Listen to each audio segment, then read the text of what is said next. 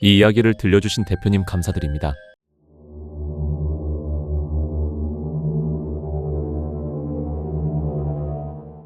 이 이야기는 현재 농기계 회사를 운영하고 있는 대표님이 사업을 하시기 전 어떤 회사를 다니고 있던 중에 생긴 일입니다. 오늘은 바로 이분 시점으로 들어가겠습니다.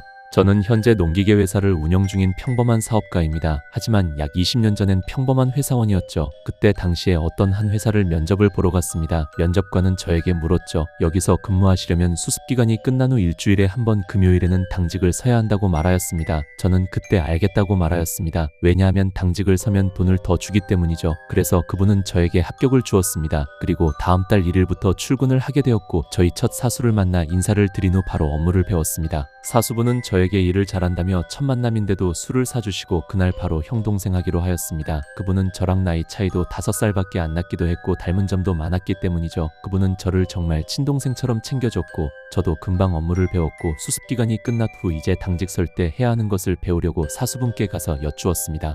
형님 당직 설 때는 어떤 걸 해야 하나요? 사수분은 아니 너 당직 서냐?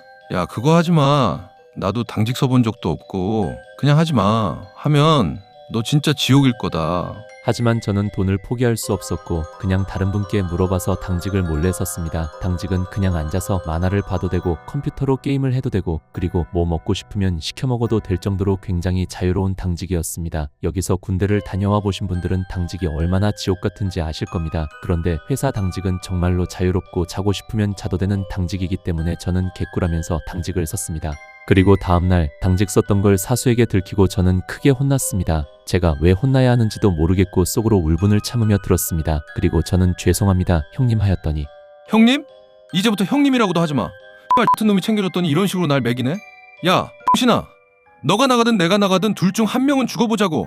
알겠냐? 하면서 문을 콩 닫고 나가셨습니다. 저는 그냥 제 일을 한 것뿐인데 이렇게까지 화를 내실 필요는 없어 보이기도 하고 일을 한 게 죄인 건가 아니면 지 말 안 들었다고 화낸 건가 싶었고 그날 이후로 저는 사수분에게 매일 혼나고 사수분은 억지로 잘못을 만들기도 하고 술도 이제 같이 안 먹어주기도 하였습니다. 그냥 나가고 싶다는 생각이 들 때쯤 사수분이 말한 게 생각이 났습니다. 당직을 서면 넌 지옥일 거라고 했던 말이 이제 떠올랐고 진짜 악마가 따로 없는 사수였습니다. 그리고 회사를 다닌 지 2달이 될 때쯤에 평소와 같이 누워서 자고 있다가 이상한 소리가 들렸습니다. 부스럭부스럭 저는 이 소리가 뭐지 싶어서 방에서 나와 사무실로 가보았는데 서류들이 바닥에 떨어지는 소리였습니다. 저는 그 서류들을 다시 제자리에 돌려놓고 들어가려고 하는데 순간 오싹했습니다. 왜냐하면 창문은 닫혀있고 여름이라 바람도 안 불고 에어컨도 안 틀어놨는데 왜 갑자기 서류들이 바닥에 떨어지는지 생각이 들었기 때문입니다. 그리고 뒤를 돌아봤는데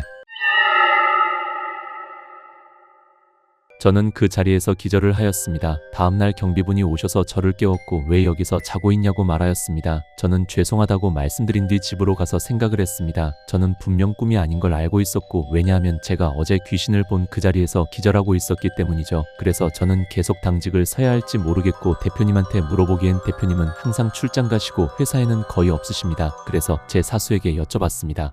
혹시 대리님 이 회사에 귀신이 있어요? 저는 조심스럽게 여쭈어 봤습니다.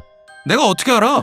조용히 하고 일이나 해. 저는 그냥 죽탱이 날리고 그만두고 싶었는데 아무 말 안 하고 화를 꾹 참고 다녔습니다. 왜냐하면 이 회사에서 돈을 버는 게 제 친구들보다 많이 벌기도 하기 때문입니다. 전 오늘도 당직을 서려고 소주 3병을 사서 3병 다 원샷을 한 뒤에 그냥 잠에 들었습니다. 그런데 너무 어지러워서 토를 하려고 화장실에 갔습니다. 가서 토를 한 뒤에 다시 잠에 들렸는데 제 침대 앞에 귀신이 있었습니다. 이때 거짓말처럼 술이 깼습니다. 그런데 저번에 봤던 귀신이랑은 다르게 생겼습니다. 저번에 본 귀신은 좀 어린아이의 귀신이었는데 이번 귀신은 좀 커 보였습니다. 그런데 전 무슨 용기인지 모르지만 그냥 짜증나서 스트레스를 풀었습니다. 너희 뭐야 도대체 왜 자꾸 내 앞에 나타나? 난 너희 안 죽였어. 그니까 그냥 가. 제발 내 앞에서 사라져. 살이 참 많다 너는. 그치?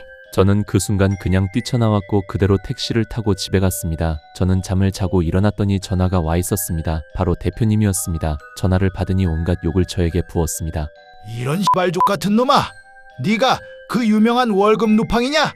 내가 너 월급 많이 주는 이유는 당직 잘하라고 주는 건데 같은 나사 빠진 병신새가 들어와서는 뭐하는 거야? 회사 문도 안 잠그고 말이야.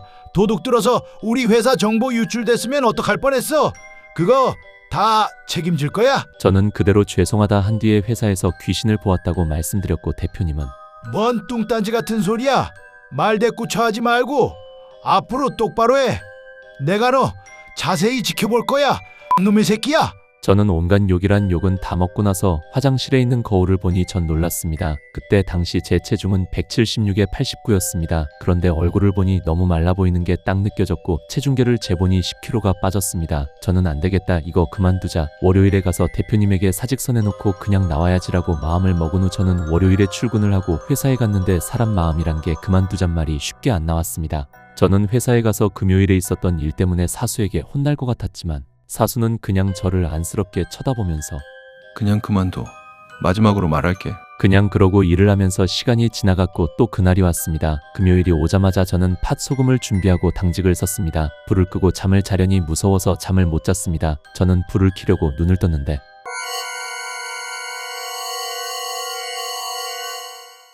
이제 된 것 같네.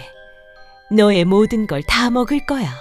전 가위에 눌린 듯 몸이 안 움직여졌고 귀신이 가까이 오고 있었는데 그 순간 역시였네.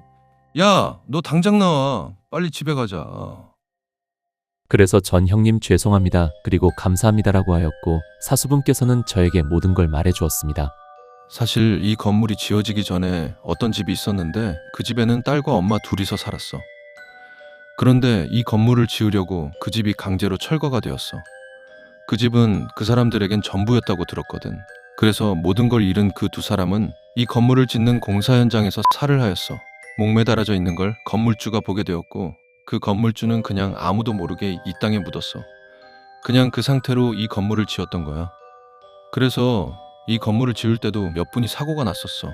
하지만 사고만 났지 죽진 않았지. 그런데 건물을 짓고 나서부터 자꾸 귀신이 보인다는 소문이 들고 건물주가 직접 야간에 와봤지. 그런데 사실이었던 거야. 건물주는 무당을 찾아갔고 무당은 답을 딱 내놨어. 그게 바로 사람의 살을 그 귀신들에게 먹이는 거지.